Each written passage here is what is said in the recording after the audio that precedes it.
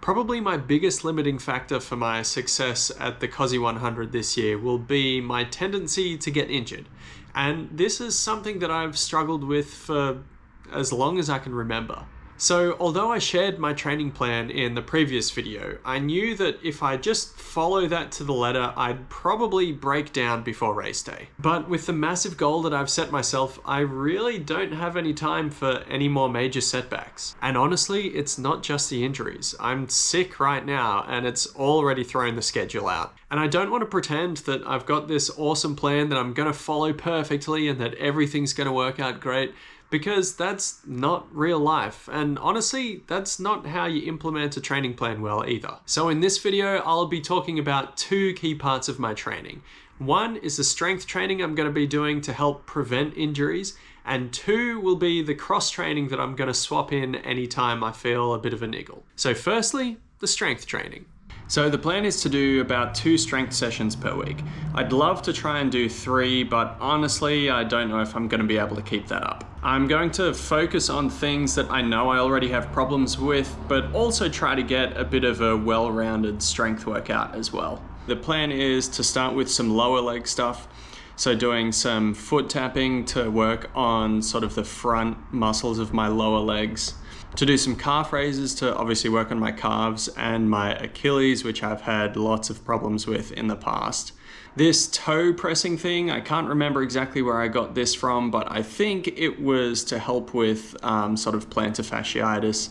And it feels like it's working out the bottom of my foot pretty well, so that's something that I'm going to keep on doing. I've been hearing lately that core strength is also particularly important for runners, and I've never really done much of that before, so for now I'm just going to be keeping it simple and just doing some planks. As for knees and kind of upper legs, I'll be obviously doing things like squats and deadlifts, and when I'm squatting I'll be trying to work my way up to some pretty heavy weight. But at home, I don't really have a ton of weight, so I'll be trying to get to the gym so that I can do either some leg presses or some more heavy squats there as well. I'll also be doing some of this one leg bridge workout, which will help to work on my glutes and sort of the muscles in the back of my leg. These exercises are mostly fairly simple and really accessible, and that's very deliberate. I haven't been doing very much strength over the years, and so I really want to focus on just making this workout accessible and something that I can commit to doing a couple of times a week, rather than coming up with something really elaborate that I'm not going to be able to stick to. Some of these have come from physios that I've spoken to in the past, and others have just been from research.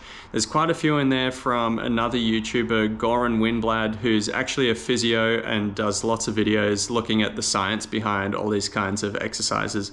So definitely check him out if you're interested in doing a more kind of comprehensive workout. But there's kind of one muscle group that I haven't really spoken much about at all yet, and it's possibly one of my favorites.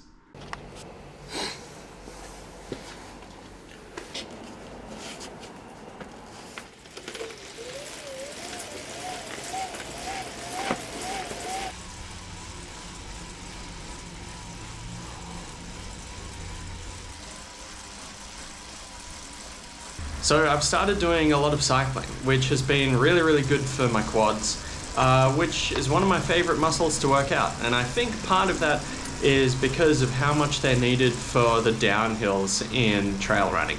And I just really love the idea of being able to go super fast down the hills. And so having really strong quads is a really important part of that. But probably the more important reason for doing the cycling is that it allows me to do really long workouts without putting too much load on my joints and my Achilles and things like that, which have been really prone to injury over the last couple of years. So it's actually a couple of days later now, it's Friday morning, and I've actually just finished my long run for the week. And it went really well. It wasn't my furthest long run that I've ever done, but it was the longest run that I've done in quite a while. It was 15 Ks with quite a bit of vertical, and I think that my cross training has really helped with that. Like, all of my niggles that I've had over the last couple of months were totally fine. My fitness felt great because I've been keeping up with the cycling. I fueled really well, and so even after a 2-hour effort, I'm still feeling really good. So hopefully I'll still be able to get something done tomorrow as well. Hopefully a hike or maybe another cycling session. Not too sure, but hopefully we'll get something good done then. And yeah, although my running volume has been quite a bit lower than I would like it to be right now, my overall training volume I think has been really, really good. And so I'm really happy with that. Moving forward, I'm planning to continue doing a lot of cross training, and I've actually got another video planned of some different kind of cross training that I might be adding to my training as well, which I'm really excited for. But yeah, hopefully you enjoyed this one, and hopefully you're keen to see me absolutely smash my previous time at the Kosci 100. If you are, then keep on following for more, and I'll see you in the next one.